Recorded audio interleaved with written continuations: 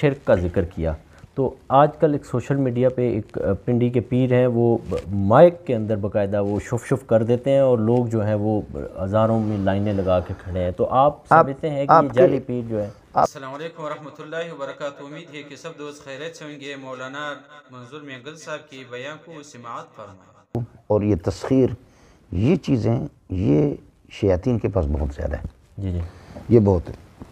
آپ کو لوگ بتائیں گے یہ جو اسود انسی جس نے نبوت کا دعویٰ کیا، اس کے پاس کیا کرشمے تھے۔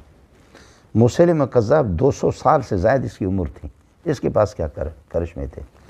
اور ذو عمر اور ذو کلا، بخاری میں ان کا تذکرہ آتا ہے، جیسے کہ حضرت جریر بن عبداللہ البجلی کے ہاتھ پہ وہ مسلمان ہو گئے۔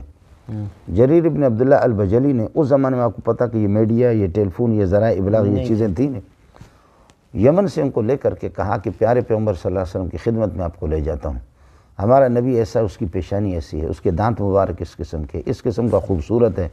جریر بن عبداللہ البجلی وہ خود اتنے خوبصورت تھے، اس کے بارے میں مشہور تھا کہ یوسف احد الامہ، حضرت عمر نے فرمایا کہ اس امت کا یوسف یہی ہے۔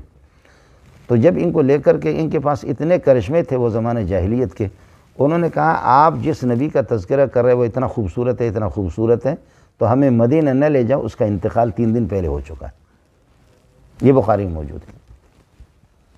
آپ دیکھیں نا کہ نہ ٹیلی فون ہے، نہ کچھ ہے، کچھ بھی نہیں۔ کہتا آپ جس نبی کا نقشہ ہمارے سامنے پیش کر رہے ہیں، ہم غلام ہیں، آئیں گے، ملیں گے، ابو بکر سے ملیں گے، لیکن یہ ہے کہ آپ کے دیگر دوستوں سے فی الحال ہماری مصروفیت ہے، مسلمان تو ہو گئے جریر بن عبداللہ البجلی کی، یہ بخاری آپ کو سنا۔ لیکن یہ کہ جس شخصیت اور جس عظیم ہستی کا ذکر خیر آپ کر رہے ہیں، اس کا انتقال ہو گیا۔ چنانچہ جریر بن عبداللہ البجلی وہ تو چونک گئے، ان کو تو ہلا کر کے رکھ دیا۔